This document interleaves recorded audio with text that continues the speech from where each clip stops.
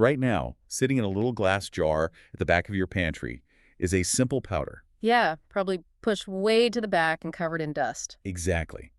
And it has the chemical power to actually alter how your brain cells communicate.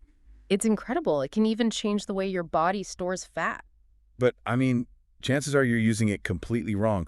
Or worse, it's just sitting there next to a dozen other little glass jars, slowly turning into, colorful sawdust. Right, which is just a tragic waste of potential. Totally. So welcome to the deep dive. Today our mission is to completely demystify your spice cabinet. We really want to transform your everyday cooking from bland to grand, as they say. Yes, and we're going to reveal the hidden science and some honestly staggering health benefits lurking right there on your shelf. It's a subject that sits perfectly at this intersection of chemistry, biology, and art. Because they aren't just flavorings, right? No, not at all. When you look closely at what we call spices, you're actually looking at some of the most potent biological compounds on the planet. Okay, but to understand them, I feel like we should probably draw a quick boundary between what actually sits in that cabinet. That's a good starting point. So the standard culinary rule separates these plant parts into two distinct categories. Right. Herbs versus spices, which the way I've always understood it from the sources is that herbs are the leafy green parts of a plant. Exactly. Your fresh basil, your parsley, cilantro. They bring that lightness. And then spices are the rugged survivors. They're the roots, the bark, the seeds, and the fruits. They bring the intense, bold warmth to a dish. Okay, so that's the baseline rule. That is the textbook baseline, yeah. But what you find when you look at the real culinary rebels, like the chefs who are actively pushing the boundaries of flavor, they just throw that strict division right out the window. Really? They just ignore it. Totally. A master spice blender will take dried thyme, which is an herb, and throw it straight into a Lebanese za'atar blend right alongside hard seeds. Oh, wow. Or they'll crush dried oregano into a Mexican adobo mix. They view the strict division between herbs and spices as an artificial limitation. Because flavor is the only metric that matters at the end of the day. Exactly. Flavor rules all. I love that approach. So, okay, let's unpack this from a practical standpoint. If herbs are let's say the software, providing those fresh, high-level temporary updates to a dish, I like where this is going. then spices are the hardware. They are the sturdy foundation, the roots and the barks, that actually run the entire operating system of the meal. That is a brilliant way to frame it. But, to understand how to operate this culinary hardware, we first have to look at how you, as a human being, actually perceive flavor. Because it's not just about your tongue, right? Right. We tend to think that taste happens entirely on the tongue. Sweet, salty, sour, bitter, umami. The classic map. Yeah. But in reality, flavor is a mathematical equation. It is taste plus aroma. Okay, so if my spices just taste like dusty dirt, it's not a problem with my tongue. No, it's a problem with the aroma. Got it. Let me give you a classic sensory experiment from our sources to prove this. Imagine you are holding a glass of blueberry seltzer water. Okay, I'm imagining it. If you physically pinch your nose shut and take a sip, it just tastes like plain, slightly bitter, bubbly water. Wait, really? No blueberry at all? None. There is no single blueberry taste molecule that your tongue can actually register. Oh, wow. But the second you let go of your nose? Boom! The blueberry flavor suddenly floods your brain. That is wild. It is. Your nose has over 400 odor receptors, and they are capable of perceiving more than 1 trillion different types of aromas. 1 trillion. 1 trillion. So when you are cooking with spices, you aren't really adding taste to the food. You are applying incredibly complex aroma molecules. So a spice is never just one single note. Exactly. It is a dense mixture of volatile compounds. Okay, take cinnamon, for example. The driving force of cinnamon is a chemical compound called cinnamonaldehyde, right? Yes, which is incredibly aggressive. Like those fiery red cinnamon candies. Exactly.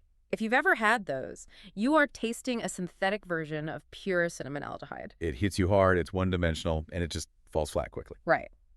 But real natural cinnamon bark contains trace amounts of other molecules too, like eugenol and coumarin. And those are the compounds that give real cinnamon its woodsy, floral, almost clovey depth. Yes.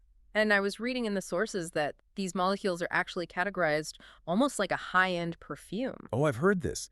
You have the top notes that hit your nose instantly but fade fast. Right. The head notes. Then the middle notes that form the heart of the flavor. And finally, the deep bass notes that really linger on your palate. But here's the thing. those beautiful, complex aromatic notes, they cannot do their job if the fundamental foundation of the dish is broken. Right, the taste. The actual physical sensation on the tongue has to be balanced before the aroma can even register. You cannot run the spice hardware without a power source. Exactly. You have to establish the baseline. So before you even think about the aroma of your cumin or your cardamom, you have to balance the core tastes. And that doesn't just mean violently shaking some table salt over the pan. Right. When we talk about salty, we're talking about depth, like umami bomb. Oh, definitely. A splash of soy sauce, maybe a teaspoon of miso paste. Mashed anchovies or even capers. Yes. And then you balance that heavy salt with sweet. But you aren't trying to make a savory dish taste like dessert, right? No, not at all. You are just rounding out the harsh edges. A tiny touch of brown sugar, a splash of maple syrup. Or, honestly, even a spoonful of ketchup in a stir-fry completely changes how your tongue's receptors process the salt. It really does. And then you deploy the absolute secret weapon. Acid. Acid. A squeeze of fresh lemon juice or a dash of red wine vinegar added at the very end of cooking literally wakes up your taste buds. It forces them to pay attention to the aromas you've added. Acid creates contrast. Without it, a heavily spiced dish just tastes muddy and heavy. Like listening to music underwater. That is a perfect analogy. With acid, every individual spice suddenly pops into focus. Okay, but wait. This raises a massive contradiction for me based on the science. Okay, let's hear it.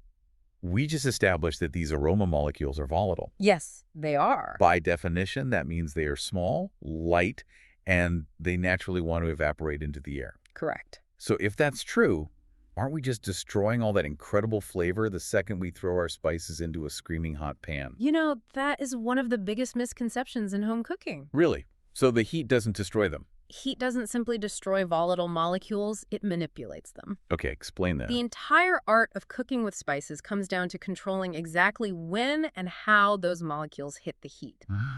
Let's look at the physical form of the spice first. When you buy a whole spice, like a cumin seed, a cinnamon stick, a whole coriander pod, you are essentially buying a biological time-release capsule. Because the flavors are locked tightly inside the plant's cellular walls. Exactly. So when you drop whole spices into a simmering pot, they slowly give up their aromas over a long period of time. Which flavors a broth or a stew gently without completely overwhelming it. Right. But when you grind those whole spices up, You completely shatter the capsule. you drastically increase the surface area. I learned from the sources that even the physical friction of grinding a spice in a mortar and pestle creates enough localized heat to start releasing those volatile molecules instantly. It's true. Ground spices are fast-acting hits. So you have your timeline, whole for depth and longevity, ground for an immediate punch. Yes. But what happens when we intentionally apply high heat? Take the concept of toasting spices in a dry pan. Like making a garam masala. Exactly. If you take a classic Indian garam masala, mix coriander, cumin, cardamom, peppercorns, and you grind them raw, the flavor is aggressive. It's disjointed. Very pungent. It just punches you right in the palate. It does. But Yeah. if you take those same whole spices and toast them in a dry pan over medium heat for just a few minutes before grinding them, A chemical transformation occurs. yes, the heat drives off those harsh, pungent, volatile top notes. And more importantly, it triggers browning reactions, right? Similar to searing a steak. Exactly like searing a steak, which creates entirely new roasted flavor molecules. So a toasted spice blend is smooth, cohesive, and earthy. It tastes like a warm blanket instead of a slap in the face. I love that. Okay, so that's the mechanism behind dry heat. But what about wet heat? Or I guess specifically fat. Blooming. Yes. I always see high-level chefs talking about blooming their spices. Blooming is arguably the most powerful culinary technique you can master. Like if a chef is making a Jamaican goat curry, they don't just dump the yellow curry powder into the boiling water. No, they heat up a pool of oil, maybe coconut oil, and drop the grand spices directly into the hot fat for about 30 seconds. But why? If they're volatile, why not just boil them? Because biochemically, many of those specific flavor molecules are fat-soluble. Meaning they dissolve easily into oil, but they repel water. Exactly. When you drop ground spices into hot fat, the fat physically captures and traps those flavor molecules before they can evaporate into the air. Oh, so the oil becomes completely infused with the aroma. And when you then mix that infused oil into your dish, it carries the spice flavor deeply into every single bite of the meat and vegetables. Okay, let me make sure I have this straight. Putting ground spices into a dry, screaming hot pan is basically like turning on the air conditioning but leaving all the windows wide open. Yeah, you're just letting all the good stuff escape into your kitchen air. But blooming them in oil is like trapping those flavors in a secure, delicious vault. That is a highly accurate way to visualize the chemistry, which leads us directly to the golden rule of timing your spices. Okay, hit me with the golden rule. You use your whole hard spices early in the cooking process so they have time to release their flavors. Right. You put your ground robust spices in the middle, ideally blooming them in a little fat to lock them in. And then you save your delicate finishing spices, like fresh ground black pepper, a grating of nutmeg, or your fresh leafy herbs for the absolute very end. Completely off the heat so those fragile top notes don't immediately burn away. Timing is literally everything. But okay, once you master how to extract the flavor, the next hurdle is combining them. Which can go very wrong. If you just start blindly shaking random jars into a pot, you will inevitably create a muddy, overpowering mess where nothing tastes distinct. You need an ensemble cast. Yes, food scientists often compare a great spice blend to an 11-piece musical ensemble. So if you have a jazz band, and you swap out the acoustic guitar for a banjo, say, swapping yellow mustard powder for brown mustard seeds, the song feels slightly different, but the fundamental harmony still works. Right, but if you remove the bass, the drums, and the piano entirely, the whole song just falls apart. The rhythm is completely gone. And that is why global spice blends are so vital. They are tried and true musical ensembles that different cultures have perfected over centuries of trial and error. And taking a tour through these global blends is really the easiest way to upgrade your cooking without needing a literal degree in food science. It really is. Let's unpack some of these blends and why they actually work on a chemical level. Starting in India with garam masala. A classic. It's a blend of cinnamon, cloves, peppercorns, and cardamom. And a lot of people hear Indian spice and immediately brace for something spicy hot. Yeah, they expect capsaicin burn. But garam masala is a warming spice. Warming, right.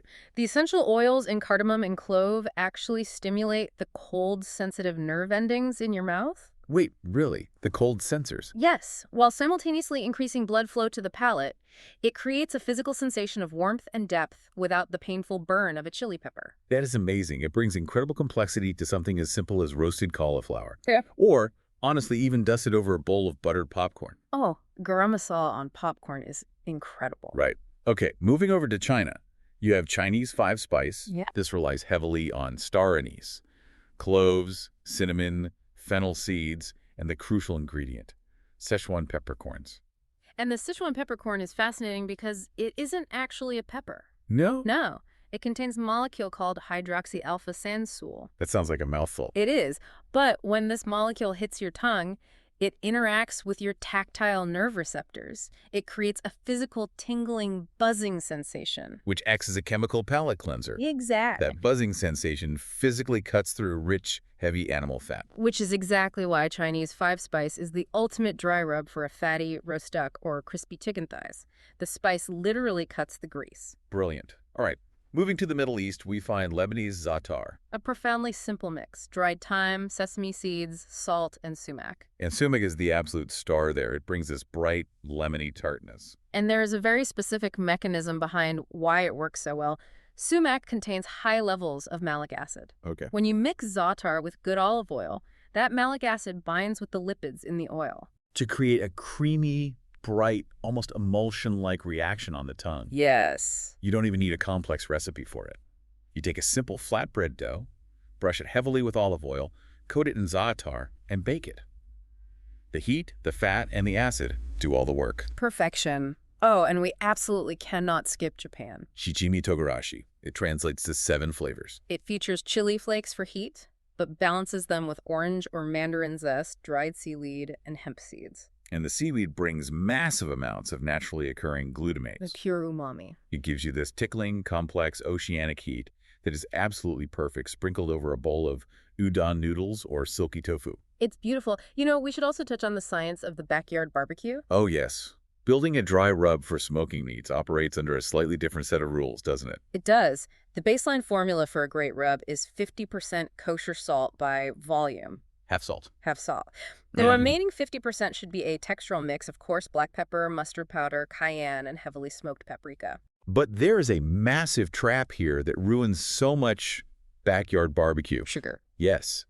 Putting brown sugar in your rub is fantastic if you are smoking a pork shoulder low and slow at 250 degrees. Because at that temperature, the sugar melts and caramelizes beautifully into a sticky bark. But sugar burns at roughly 350 degrees Fahrenheit. Yes, it does. So if you put that same sugar-heavy rub on a chicken breast and throw it onto a 500-degree direct heat grill, Those sugar molecules will instantly incinerate into bitter black carbon. the cooking temperature must dictate the blend. Absolutely. And you don't even need complex 11-piece ensembles to upgrade your weeknight basics. There are incredibly simple hacks that use these mechanisms. Like what? Well, if you are making plain white rice, just throw a few whole cardamom pods, a clove, a cinnamon stick, and a black peppercorn into the water before it boils. Oh, so as the water heats, those time-release capsules slowly open up, infusing the rice from the inside out. Exactly. Or consider homemade macaroni and cheese. Okay, I'm listening. Don't just boil the pasta and stir in cold spices at the end. Sauté your onions first and bloom paprika, chili powder, and ground mustard directly into the hot butter alongside those onions. The blooming. Yeah. And then the dairy fat will carry that smoky, blooming heat through the entire dish. Yes. You know, thinking about this, relying on pre-made spice mixes from the grocery store is kind of like putting on a curated Spotify playlist. Sure. It's reliable, it's easy, and it sets a great mood. But understanding how to toast, bloom, and mix these individual spices yourself based on their chemistry. That's like stepping up to the turntables and DJing a live set tailored exactly to the room. The DJ analogy goes even deeper, actually, because once you start mixing your own spices, you aren't just altering the flavor profile of your dinner. You are fundamentally altering your own biology. The complex chemistry that makes a curry taste incredible also carries profound medicinal impacts for the human body. The pharmacy in your pantry. Let's talk about the absolute king of the medicinal spice cabinet, turmeric. Yes, or more specifically, its active compound, curcumin. Curcumin is a biological powerhouse. It is a potent anti-inflammatory. Furthermore, it is one of the very rare plant polyphenols that can actually cross the blood-brain barrier. Which is huge, right? Massive. It makes it a major focus in research regarding memory retention and cognitive function. It also communicates directly with your mitochondria. It initiates a process called thermogenesis. It literally signals your body's cells to take fat-storing white fat and convert it into calorie-burning beige and brown fat. It is incredibly potent. However, there is a massive biological catch that trips up almost everyone who tries to use it for health benefits. Let me guess, the body can't actually process it. Spot on. Curcumin, on its own, is highly unabsorbable by the human digestive tract. Really? Your liver immediately flags it as a foreign substance and metabolizes it right out of your system. You can eat spoonfuls of raw turmeric, and your body will simply pass it right through. So how do you get it into the bloodstream? In order for it to be absorbed, it must be consumed alongside a specific compound called piperine. Piperine, which is found in black pepper. Yes. So the piperine actually inhibits that specific liver enzyme, preventing your body from destroying the curcumin. And boosting its absorption by something crazy like 2,000%. 2,000%. This is exactly why traditional Indian curries have combined turmeric and black pepper for thousands of years. They figured out the biochemical hack before microscopes even existed. That is just brilliant. The synergy is mandatory. Without the pepper, the turmeric is biologically inert to you. Which makes me think of this massive health trend I see literally everywhere. The smoothies. Yes. People are throwing raw turmeric root into their morning fruit smoothies, blending it up with berries and spinach.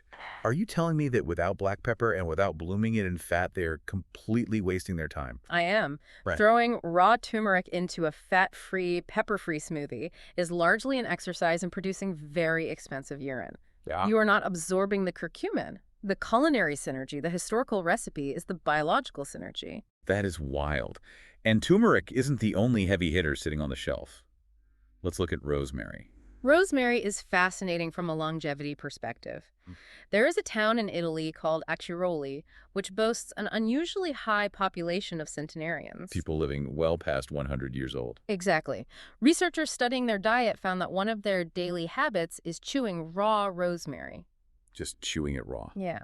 The herb contains carnosic acid, which actively dilates blood vessels, improving cardiovascular health. And it also contains rosmarinic acid, which is one of the most potent natural antihistamines ever discovered. So it's actively fighting systemic inflammation and allergies while protecting your heart. Amazing. What about garlic? We joke about garlic breath, but the clinical data on its cardiovascular benefits is unreal. The data on aged garlic extract is staggering. Garlic contains complex sulfur compounds. Right. In a year-long clinical study of patients aged 40 to 75, consuming an aged garlic supplement was shown to reduce the soft, dangerous plaque inside their arteries by 80%. 80% reduction from garlic. Yes. The sulfur compounds essentially signal the blood vessels to relax, lowering pressure and clearing buildup. That is incredible. And even the humble basil leaf is pulling its weight. Oh, absolutely. It's packed with vitamin K and potassium, which helps regulate heart rhythm. Plus, basil seeds are loaded with prebiotic fiber. And that fiber survives the stomach acid and physically feeds the good bacteria in your lower gut, allowing them to produce compounds that protect your metabolic health. We can't forget fermented long pepper either. It's a staple in traditional Chinese medicine. And it's been shown to be highly effective at lowering blood pressure through similar vascular relaxing mechanisms. It's just incredible. We started this journey looking at these dusty jars as just a minor way to make a chicken breast taste slightly less boring. And we end up realizing they're sophisticated biological tools for human longevity. They really are the hardware that upgrades the human operating system. Well, let's wrap this up. We have covered a massive amount of ground today. We really have. We started by realizing that flavor is all about volatile aroma molecules. We learned that to truly unlock those molecules, we have to master the art of heat. Right, using whole spices early for a slow time release effect. We toast them in a dry pan to trigger browning reactions that smooth out the harsh notes. And we bloom ground spices in hot oil to trap their fat-soluble flavors in a secure vault. We also explored the ensemble cast of global blends. We unpacked why the essential oils in garam masala warm the palate. How the tingling Sichuan pepper in Chinese five-spice cuts through heavy animal fat. And why the malic acid in za'atar binds with olive oil to create culinary magic. And finally, we unlocked the pharmacy sitting right there in the kitchen cabinet. Discovering that ancient culinary traditions, like pairing turmeric with black pepper, were actually highly advanced biochemical life hacks designed to maximize our absorption of medicinal compounds. But before we go, there is a very practical call to action. The rub test. As soon as this deep dive is over, you need to go check your pantry. Ground spices only last 1 to 2 years before their volatile oils completely evaporate into the ether. They just vanish. So take a pinch of that ancient cumin, rub it firmly between your fingers to generate some friction, and smell it. And if the aroma is weak, or if the color looks dull and faded like dusty sand, throw it out. You deserve better hardware than that. It is a necessary purge. But I want to leave you with one final thought to ponder. Okay. We talked today about how human odor receptors can process 1 trillion distinct aromas. And we know that, biologically speaking, spices are essentially chemical defenses. Toxins and irritants that plants evolved over millions of years to prevent animals from eating them. Right. It makes you wonder, what if our uniquely human craving for these complex, intense, sometimes painful, spicy flavors is actually an ancient evolutionary adaptation? Bro. What if, long before the advent of modern medicine, we evolved to love the taste of these spices precisely because our bodies inherently knew we needed to consume their specific toxins to self-medicate, fight off disease, and thrive? That is profound. So the next time you're standing in front of that spice cabinet, looking at all those little glass jars, you aren't just looking at flavor enhancers for your dinner. No, you're looking at millions of years of evolutionary survival just waiting for you to turn up the heat. Thanks for joining us on this deep dive. Go cook something amazing.